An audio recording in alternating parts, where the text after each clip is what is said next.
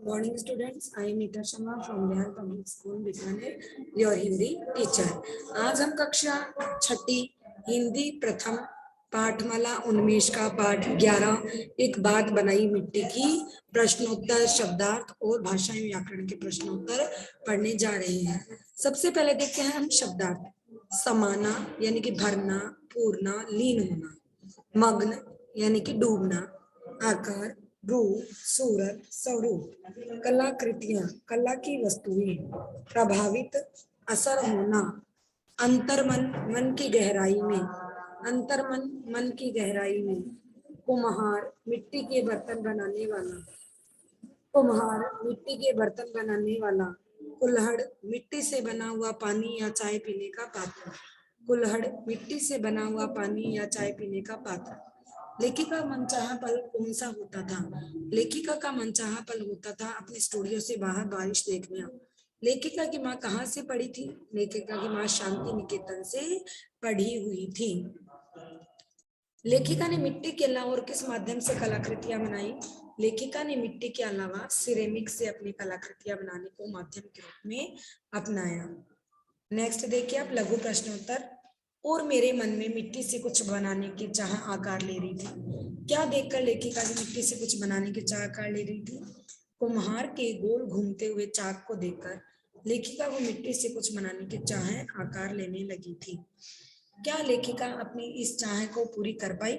हाँ, लेखिका अपनी इस चाह को पूरी कर पाई। उन्होंने इस क्षेत्र में बहुत प्रसिद्धि पाई। मिट्टी व सिरेमिक की कलाकृति के द्वारा उसने विदेशों में ख्याति प्राप्त की। आज उसका अपना स्टूडियो है। मिट्टी को उन्होंने नए आकार कैसे दिए? मिट्टी से वे अपने हाथों से लंबी लंबी बत्तियां बनाती, फिर उन्हें जोड़कर शिल्प बनाती, इस तरह नए आकार देती थी। संक्षिप्त प्रश्नोत्तर देखते हैं। यदि मिट्टी के काम में आगे बढ़ना हो तो हमें क्या करना चाहिए?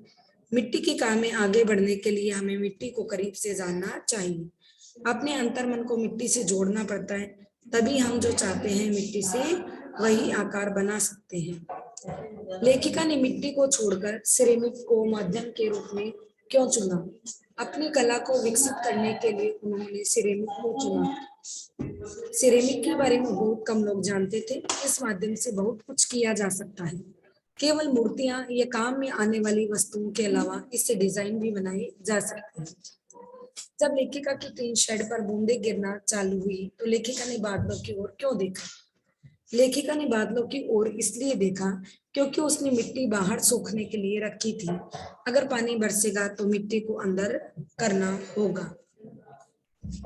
दीर्घ प्रश्न उत्तर देखते हैं। अपनी पसंद के काम से जीवन चलाना या कोई भी काम करके केवल ढेर सारा धन कमाना, आप इन दोनों में से किसे चुनेंगे? कारण व उदाहरण दोनों दीजिए। इन दोनों में से हम अपनी पसंद का काम करके जीवन चलाना चुनेंगे, क्योंकि काम करके धन कमाने में आनंद नहीं होता, जबकि अपना मनचाहा काम करके आनंद मिलता है। ढेर सारा धन कमाना जीवन का आनंद नहीं है, जबकि मन का आनंद तभी मिलता है जब हम अपना मनचाहा कार्य करते हैं। जिस प्रकार एक अध्यापक की रुचि अगर बच्चों को पढ़ाने में है, तभी वह बच्चों को मन से पढ़ा सकता है तथा उनका सही मार्गदर्शन कर सकता है। अन्यथा उसका ध्यान सिर्फ पैसा कमाने में ही तो वह बच्चों का सही मार्गदर्शन नहीं कर सकता है।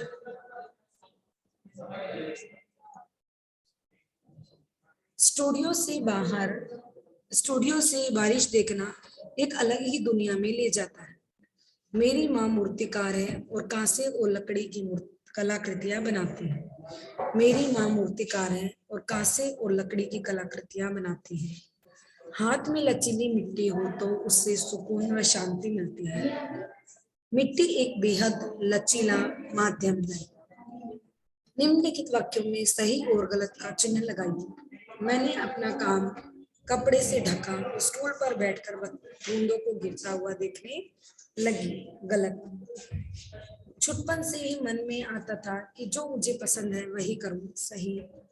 पकाने के बाद में मिट्टी को वापस मिट्टी में बदला जा सकता है। गलत। जब सिरेमिक की पढ़ाई शुरू की उस समय बहुत लोग इसके बारे में जानते थे। गलत। सिरेमिक की कला में सिर्फ मूर्तियां या काम में आने वाली चीजें ही नहीं डिजाइन भी बनाए जा सकते हैं। सही। सबसे पुरानी कलाकृतियां किससे बनी हुई थी? मिट्टी से।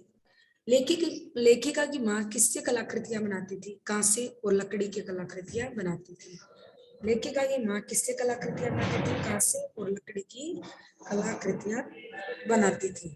जब लेखिका ने सिरेमिक की पढ़ाई शुरू की उस समय यह कोर्स कितनी जगहों पर था? सिर्फ 3 आर्ट कॉलेजों में यह कोर्सेज था। नेक्स्ट देखिए, भाषा और व्याकरण। कार और इत प्रत्यय लगाकर 3 शब्द हमें बनाने हैं। मूर्तिकार, चित्रकार, पत्रकार। इत से देखिए प्रभावित, चर्चित, समर्पित।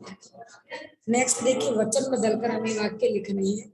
शायद ये सब बातें सुनने में अजीब लगी। शायद यह बात सुनने में अजीब लगी। इस कमरे में एक मूर्ति रखी है।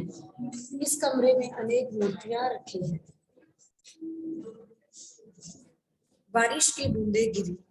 बारिश की बूंद गिरी। यह पुरानी कलाकृति है। ये पुरानी कलाकृतियां हैं। पानी का छींटा मेरे मुंह पर पड़ा। पानी के छींटे मेरे मुंह पर पड़े। नेक्स्ट देखिए, निम्नलिखित वाक्यों में से आविकारी शब्द पहचान कर लिखिए।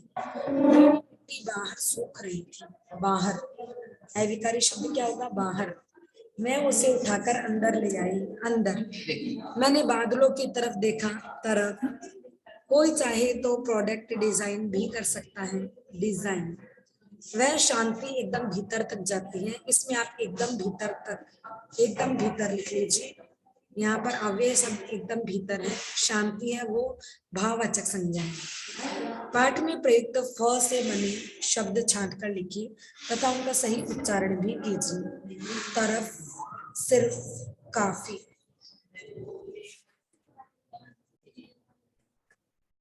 पाठ में प्रयुक्त ऐसे कुछ शब्द हमें छांटना है जहां पर शिरोरेखा पर मात्रा लगने से वहां पर अनुनासिक का अनुस्वार हो जाता है।